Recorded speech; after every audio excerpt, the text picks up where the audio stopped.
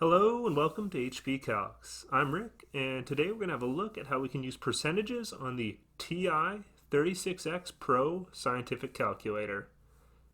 To do this, we'll be using the second function key that looks like this, located here, as well as the division key with the second function of percentage located here. To get started, if we wanted to find what 12% of 1,500 was, we would enter it as 12, and then we would press second divide so that we see our percent sign there, and then we can enter our 1,500 and press enter, and we get a result of 180. So we know 12% of 1,500 is 180. What if we wanted to find out what percentage of 880 660 was? Well, to do this, we would enter the 660, then divide it by 880, and then second function divide, so we get our percentage symbol there. And press enter, and we see we get 75. So we know that if we got 660 out of 880 on a test, we would get 75%.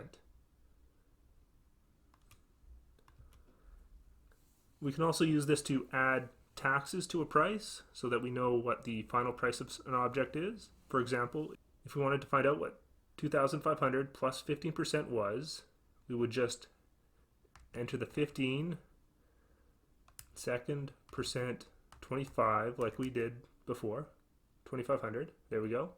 Press enter, and we see we get 375.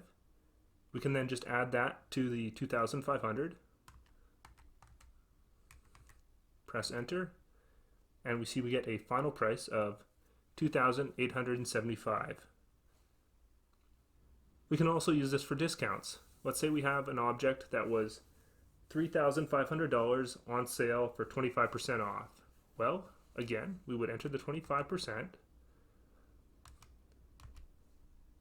of 3,500, press enter. We see this gives us 875. Then we can enter the 3,500 and subtract the 875, and we see we get a result of 2,625 as the price after 25% has been taken off. Alright, I hope this helps, and good luck on those tests out there, everybody.